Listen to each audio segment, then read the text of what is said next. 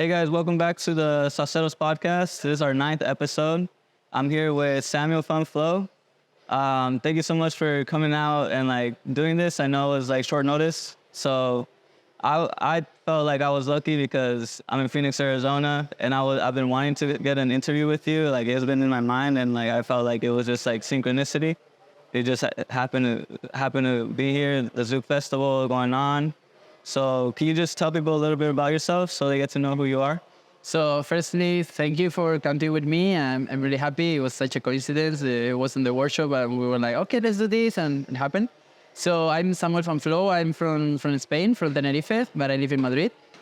And I've been dancing for 19 years now. It's quite a lot. And I do salsa, bachata, zouk, and a bit of urban kids as well. And yeah, I love dancing and I love to express myself through dance. And recently, we were talking about that because for me it's important how to apply the musicality in any of the dance. So recently I won the Salsa Nama competition, international championship. And my point with that competition was to be musical while you dance in partner work. So that's what we're talking. We're going to be talking a bit about this. Yeah, I did want to emphasize that because I did also take a workshop from you. It was on Saturday, 3-hour intensive, and I got to experience, your format of teaching, your way of thinking, and I had a little intuition of how you think and how you see things just through your dance, and that's why I was very excited to interview you. So the first thing you said, you wanted to basically be able to dance, be musical, while also partner dancing. So where does that come from? What's the point of musicality for you?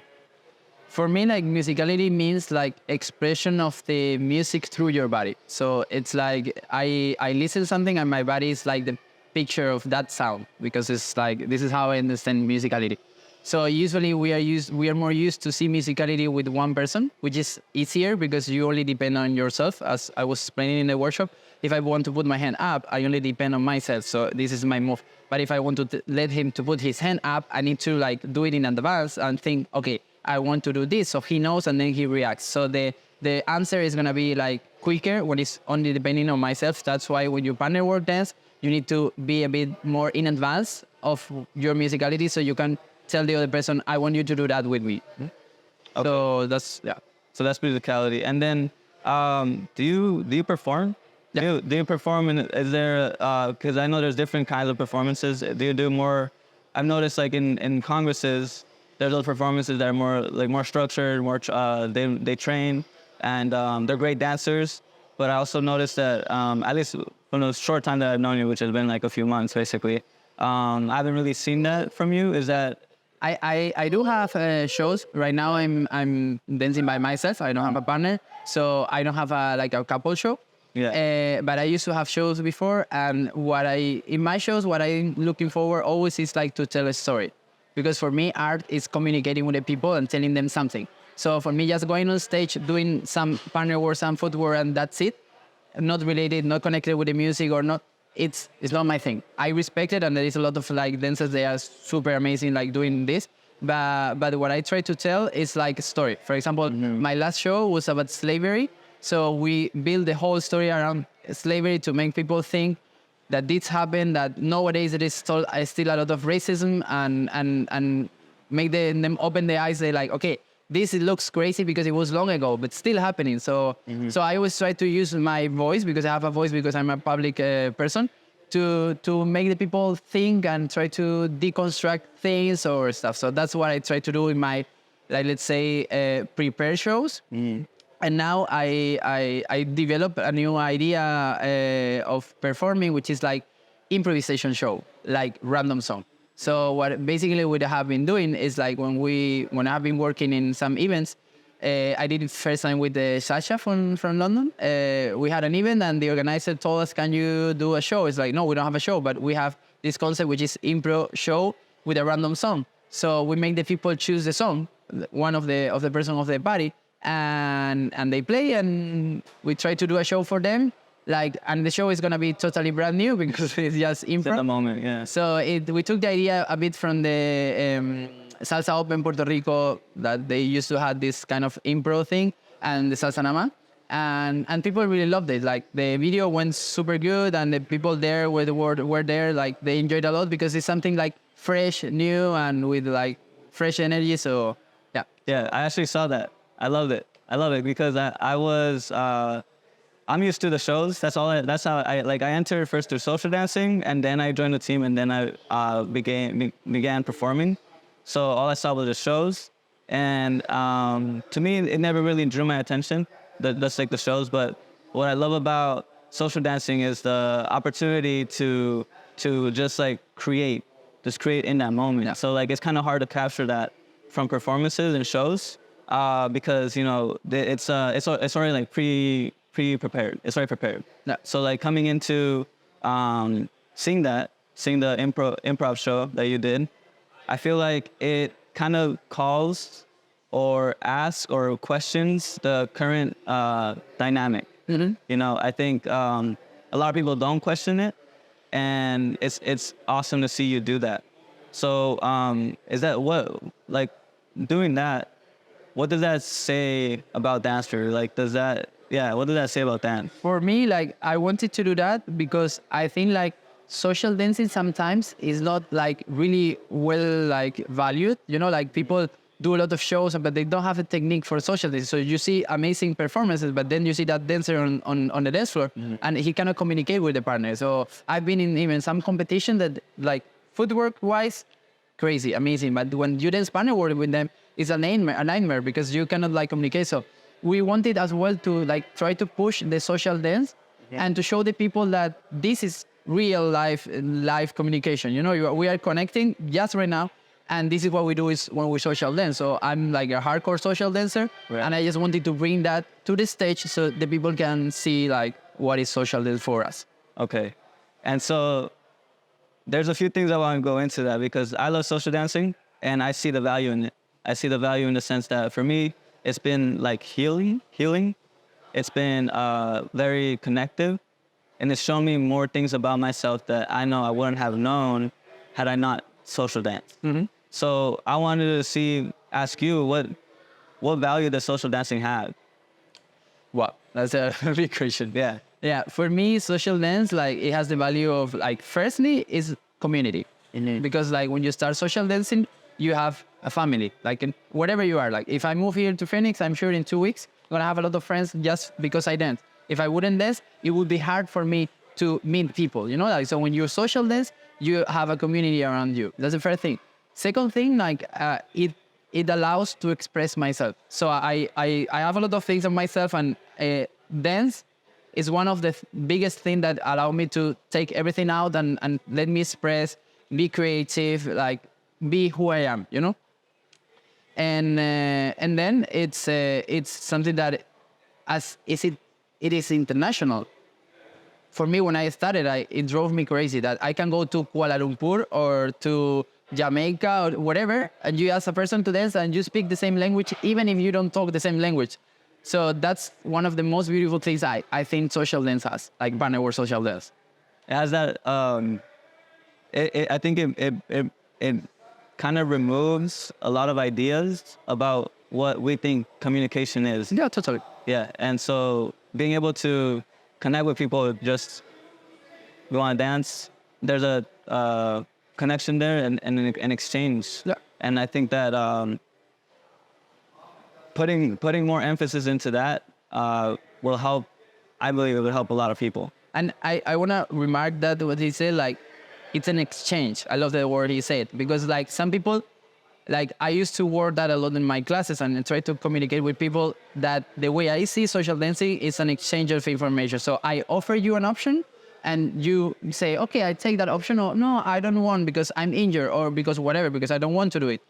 So some people like understand the partner work dance as a dictatorship. So it's like, I'm leading you and you do whatever I want. And for me, it's not like this. For me, it's an exchange of information. I show you, okay, you want to go there, you don't. And like this, you create way more opportunities to create new things. Because like, it's not only me, it's we both. So our figures, our movements, my musicality, it's your musicality plus my musicality. So we have two musicality. Maybe I listen more the layer of the percussion and you listen more the layer of the voice. So we can like have a more rich dance rather than if I do only my musicality, my leading, and you are just a puppet, you know, like me being a leader, you know what I mean? And another thing from social dance that I didn't mention that I think is really important, it's for me, it has a therapeutical like side, yeah. Because like, for example, like 2 weeks ago, I had like one of the most rough times of my life. And something bad happened on Thursday. I was teaching on Friday, and teaching is my job. So it should be like, oh shit, I need to work. But for me, no, because I love what I do. Right. So I was teaching on Friday. Before the class, I was devastated. I started teaching. I forgot everything. Like once I start dancing, like I have like few things like dancing or surfing that my brain doesn't think. And this is what happened. Like I started teaching, and 2 hours went super fast. And when I finished, like, shit, I forgot everything what happened, you know? Yeah. And then I remember when I finished. But while I was teaching, I totally forgot, you know? Okay. So I think that's something really beautiful of social dance as well. Yeah, what it reminds me of is being able to, like I said, like a healing effect. Yeah. So I was going to ask, when you're dancing, something I noticed is there it is. It's the ability to paint or sculpt your follow. Totally. So what I see is, for me, growing up, you know, I studied the sciences and the arts, and I know that dance was kind of just a thing that wasn't really, like, it's more well known, but a lot of people admire like singers and just the general population can understand and admire that. I feel like dance is a little harder to admire because there's no like, it's more physical and so it's harder to get people to feel through their bodies. Mm-hmm. So us in the Western world, we're very disconnected from our bodies. So being able to interpret the significance or the impact that dance has on a person is very hard for people to do. So that's like that's where I'm working from, my premise, right? And so, I feel like dance has the ability to like create great sculptors and artists within people. To create, like, for example, if I'm leading somebody, you know, I saw the workshop, I was in your workshop, and just the sole emphasis on doing this, or like, or I don't know, even like doing this over the person's head, you know, things like that. And what I was seeing, what I was witnessing, I believe, was a painting in the making. Yeah, for me, the way I see it's like I'm a director of a movie, and my follower is the prime actress or actor. Mm-hmm. So I'm giving like, I want to set up like this, and then you do your way. You don't tell Brad Pitt how he has to pronounce the word like water, you know, like you tell him, I want you to talk about water. Mm-hmm. And the person is going to tell how he feels about water. So that's how I picture in my head. So I give you like a setup, and then you go with that. So if there's like a lot of movements that I do, that they are coming simply from like action reaction. So as I was saying in the class, if I do this, if I'm standing up and I do this to you, you would try to go inside. Or if I do this to you, maybe you put your hand inside, or your hand, or whatever. So if your reaction is your hand, it will be one thing. If your reaction is your head, it will be another thing. So it's not going to be all the dances the same, because my structure is closed. So I leave the structure open so the follower can talk, and they can like adapt and go in the way that they want. Mm-hmm. And something you mentioned also was that you open. So in order to do that, you need a soft lead, correct? You need to have a softer lead. Yeah. So can you explain what you said during that, where you were saying the difference between like having a tight space, maybe when that is needed, and also in contrast to having a wider, softer lead? Yeah, I try to have a soft lead most of the time, so I don't force anyone to go that way. It's like I try to constrict a bit. I don't know if it's right. Constrict a bit the movement, but never being like super close. So I'm soft, and the way I was explaining in the class, I can walk you like this, so you have all this space to walk around, or I can walk you like this, but still you have space to move inside there, but you have less space than here. So For example, when I want to do something sharp with the music that I'm going to hit a break, I'm going to be like this. Because there is like, if I leave that much room for that break, exactly that I want to interpret with my musicality, it's not going to work. So I close a bit more my information so it's clear. But sometimes I leave it more open because there is a break and you hear in the break as well. So if I leave the more open the hand, maybe you add your thing. But it depends how I want to do this. So if I want to give more space or take more space, we usually like I took this idea from Mac Project, which is a Zouk training from Alex de Carvalho, and they have different kind of followers. So they have a follower which is like just following, not adding styling at all. Another follower who is adding some styling on top. Another type of follower who is adding some textures and to the movement. Another follower who is changing the timing of the movement or suggesting some extra movement. Or another follower who is backleading, like doing well. So for me, I like to play with all of them and give more space or take more space depending of the music or depending, because sometimes you dance with a person, it happened to me before. I've never listened that song before. And the first cross, she makes something musical that I understand that she or he knows the song by heart. Doesn't make sense for me to take the lead in everything because I'm not gonna get the musicality. So I need more freedom. You have, you know the song, you're gonna hit the break. I don't know the song. If I know the song, we exchange. It's a bit more like, but if I don't, talk, I listen. It's like I usually compare that with healthy. I always compare my teaching with healthy relationships. Okay. So if you have a healthy relationship and you come to me and you say, Samuel, you know, I'm super sad because yesterday I broke up with my girlfriend. It was really bad. I cannot tell you. You say, I'm so sad. I say, okay, but I went to the supermarket yesterday. No, I need to listen to you. So if you are talking to me, I listen to you. Maybe I will stop you. I will say, you know why? You know what? I'm a bit sad as well because, and then we change. But I cannot be just like talking to you and you listen to me. So that's how I see. If it's a healthy relationship, we both need to communicate with each other and tell what is happening and how you're feeling and all this stuff. So I take that to social dancing and it's the same. It's that I give you space, you tell what you want, you give me space, I tell, and that's the way we change. And now we created a new concept which is called diversity dance, like diversity dance. And we're gonna try to like make this bigger. So everyone, because in Zouk, for example, it's more common, but in salsa, it's not that common, like, or bachata, that you give that much space to the follower. So we're trying to change that and see the dance from more like kind of a wider angle. So I'm a leader, but I'm listening to you. You're a follower, but you're talking to. We can be three dancing, like we can do like a trio dancing.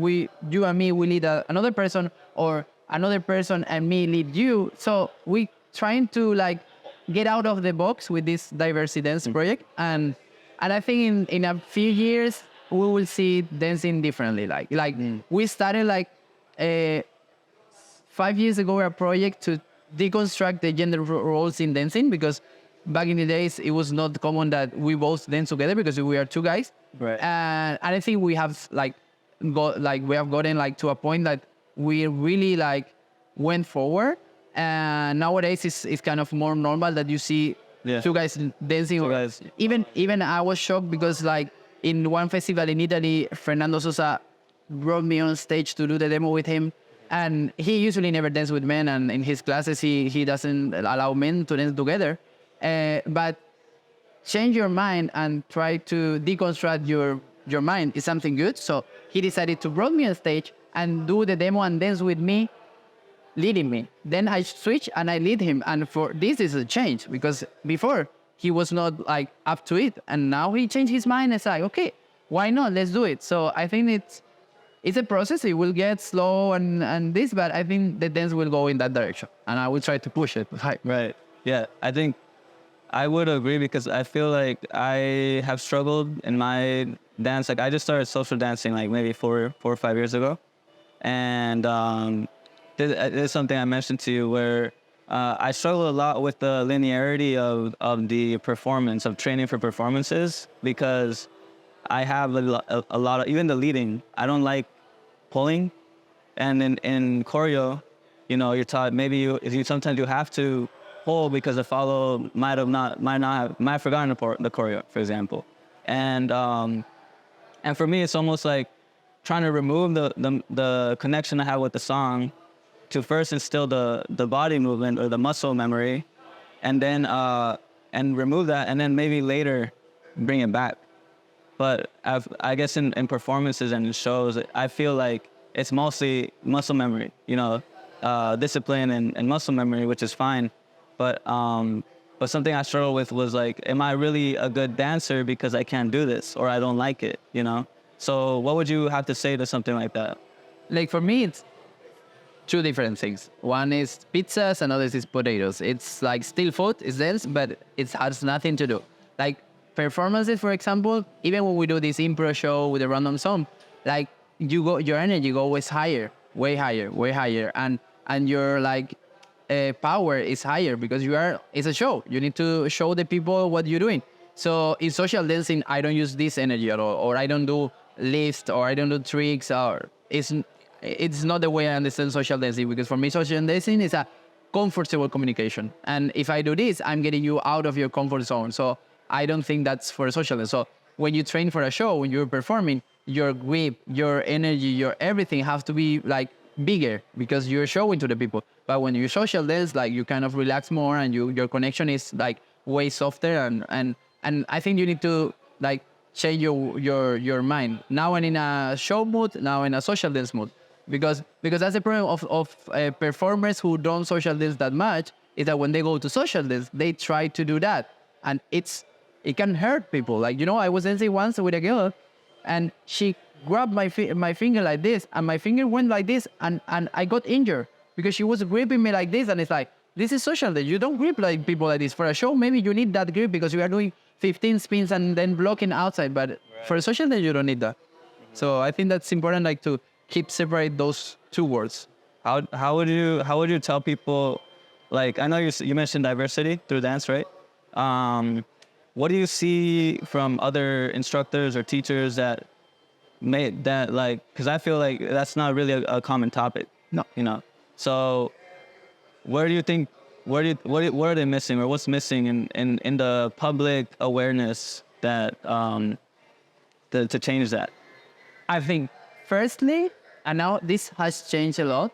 Firstly, this is coming like, at least like salsa and bachata, it's coming from like a Latin culture that like usually it's not that open in sense of like, for example, let's say sexuality, like, so it can be some homophobic behaviors and stuff, and people don't understand that it's just dance. It's not sexualized. It's like I dance with my mom or with my sister. So it's not why I cannot dance with I can dance with my mom, but not with my cousin, which is a guy. It's like, for me, it doesn't make a difference. So I think that's a thing that comes from the traditional way of thinking that now we have with some other people that they are trying to push this. We have like changed a bit. So now it's kind of more open, and you see people that before they said like, I don't dance with guys, dancing with guys.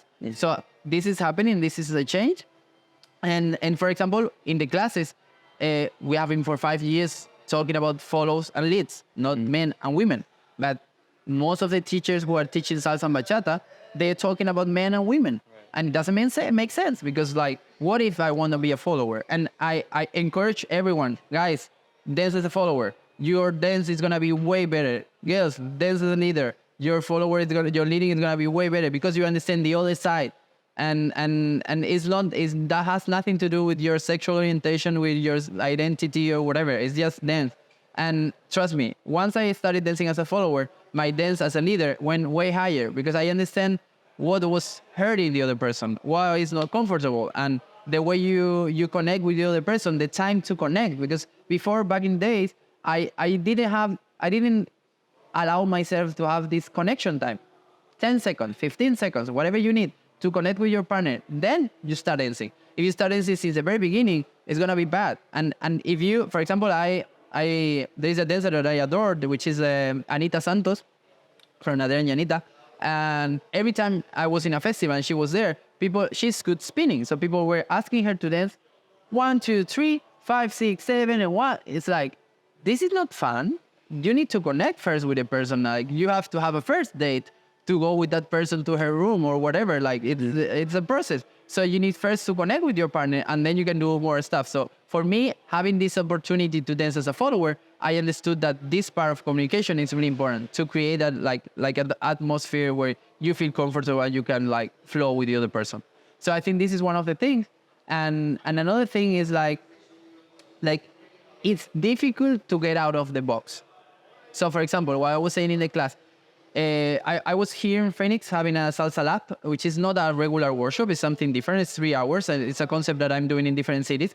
And I'm not gonna teach you a sequence. I'm not gonna teach you like some specific footwork because you have a lot of workshops for that. So what I try to do with these classes is like to give you the options with your dance to be more musical, more creative, to more body movement or whatever through your own dance. So I think that's difficult for me. I struggled a bit, and at the beginning I was like, no, I'm not gonna do that because people wanna have a figure, people wanna have a footwork, and if you go to like a workshop, most of them it's like you have some pasitos and you get it there, you have some partner where you get it there. So getting out of the box is always difficult, and you question yourself a lot, like, would that work? People will like it, people won't. And maybe you have to try like 10 times to get to a point that it works. But this is something you need to do. And I think a lot of teachers, they are in the comfort zone, and getting out of the comfort zone is difficult. So they don't do it. They just, okay, figure works, footwork works, let's do that. Because this is what is selling, you know? So I think like some people, they get out of the box. For example, in the Brazilian sub community, I love that they really go in the knowledge. They don't teach a figure. Like you can go to a class and be in like 2 hours listening about how your spine works. That's dance for me. Like that's something that I'm gonna give you. It's like I find it like as an example, like I can rather give you like how do you call like to fish like Bait? yeah, I can give you that so you can fish, or I can give you the fish. So for me, giving you a figure or a footwear is I give you the fish. You're gonna eat today, and you're gonna have this figure in your dance. But maybe in 10 years you don't remember that figure anymore. But if I teach you how to do your proper basic, or how your body movement, or the musicality, or something specific to your dance, not my dance, your dance, then you're gonna have this forever, and you can fish any day. So that's how I see things. So that's one of the things that is difficult to get out of the comfort zone. I think one of the things that I believe it comes from a misunderstanding of where dance comes from. Maybe people see the shows or like the choreography, and they see the moves and they see all that, and they get captured by it, and then they think that that's the sauce. Yeah. And so for me, I believe we all have our own sauce, our own inner sauce, and I compare it to like our soul. So being able to, it's not so much I feel like I've learned or I'm learning from dance, where like dance is teaching me how to sink deeper into myself. So remove all the noise. Stop trying to do all this so quickly, like you're saying. Stop rushing into it. Like feel your follow, feel the song, and let yourself be taken there. And sometimes you need to go. I always say to my students that you need to go through the ugly duck to be the swan. Mm-hmm. Like you cannot be the swan in the first class. It's not gonna work. You have a new move, and you need that your muscle memory, like understand this, and your body go through it. And I tell them always, like, do you think like the Gioconda, like, or Mona Lisa, or any kind of art, it was made in one day? No, it was not. Like first you have a brush, you do this, that's shit. Next day, this and this. Next day, this, and at the end of the time, you will have like a full like masterpiece. But you need to work this through it. You cannot like try to, in the first day, I'm gonna do like Cachalo Cafun and it's gonna work perfectly. No, you need to work footwork, you need to work your hips, you need to work your chest, you need to work your hands. And then your body will understand how it works. But I think like rushing in dance is never an option if you wanna do it properly. Right. If you wanna do it like, then it's okay. Yeah. What's been one thing that I guess you went through that phase, obviously, like you said. What's something that you struggle with the most? In dancing, you mean in general? And that's like your progression. Okay, let me tell you something. I was the person with less flow of my island. Like I was really bad, like super bad. Like my body was not like used to move You know, like I was like always in the parties sitting, or you know, like my friends were dancing, but I was not never dancing. And actually, when I told my family, yeah, I'm gonna go to salsa classes, they were like, you? I was like, no, sure. Like, I'm going with this girl, blah, blah, blah. And then when I started dancing, I was dancing to my family or showing some videos and stuff. And my mom was the only person who was saying, oh, you dance super good. Because I was not. I was really bad. Oh, the mom always supports. Yeah, mom always supports. Mom, I love you. And she always support me with whatever I say. Like, she's like that. She's one of the reasons I'm where I am. Because she always told me, like, you want to do this? Go for it. I'm fully with you. You're going to be great. And I think that's important that we do that with the environment, like what we have around, like push them towards what they want to go. Because if you push that person in that moment, which is an awful dancer, because I was, she or he might have the opportunity to become like a great dancer. You know, like I was that guy. I was that kid. And everyone told me, you have no flow. That's why I put fan flow on my name. It's like, fuck you. Oh yeah, I got it. It's like, yeah. You can do that. Like you can, like, you train hard. If you train hard, you will get that to that point. Some people told me, oh, you will never be able to dance with that person. Not even like win a competition or whatever. Like and it's like, haha, I got there. You know, like so it's that's one of the most important things that I say. Like it's, for me, I struggle with this. Because some people have talent for that, you know. I have had dance partners that they were born with like flavor, you know, like, and for them to train, like they have to just like get their how do you say, like their inner like flow and work with that. But for me, it was the opposite. It was like I had no flow at all. I had to be disciplined and train a lot to get to that point. So for me, I have always this dilemma between like talent or like hard work. And for me, always win the hard work. Because most of the people who work hard, they will get to where they want. Right. But the talented people, only if you work hard, will get there. Because you are talented, you can be lazy. Like sometimes the lazy is like, man, I'm talented, I don't need to work hard. No, you need to work hard. If a talented person work hard, then it will be here and then you won't reach it. But I prefer always, with my students, I always prefer work hard than being like the most talented person in the room. Okay. Kind of check on sound. So we got like 8 minutes. I want to go into I guess I see you have a very, what I've noticed, you have a very like good relationship with your sister. It seems like. What role, like what are, I know you guys are trying to do more in terms of like diversity through dance and, you know, just changing people's minds. I guess like what role does she play in your life when it comes to all of this? One. In general, in my life, she's my half. You know, like she's my best friend, and we are one. You know. Mm-hmm. So the way we were raised is like, firstly, is family first, you know, like, so she's like always there. Whatever happens, she's gonna be there forever.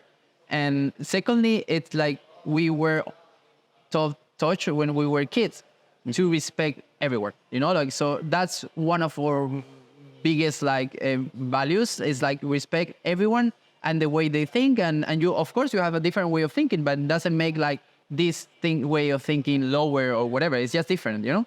So I think that's why we brought this into this, you know, like, it's like, respect everyone. You want to do this, do it. You want to do that, do it. So the idea of like trying to break the roles in dancing, it came because my sister, she learned with me. She was coming to my classes. She was dancing as a follower, because this is what we have been raised with, you know, like you're a man, you're a leader. You're a woman, you're a follower. So she's a woman. She came out to the classes as a follower, and I've been trying to let my sister, like, to bring my sister into dance for a long time. You know, I've been dancing for 19 years, so she has been dancing for 6. But since she's 6, I've been trying to bring her to the dark side, but she never like listened. Yeah. And the thing, it was that the problem, it was not that she didn't want to dance. The problem is that she was not motivated, because she was not feeling motivated because of the role. Because she's more kind of a leader person and not a follower. So when she was coming to the classes, one day she came to me and she's like, Samuel, can I be a leader instead of a follower? It's like, sure, do whatever. Like, yeah, because I think I will feel more comfortable. So she started leading. And then she changed. She was happier. She was more, she was enjoying more. And she was like, because that's the role, it fits her more.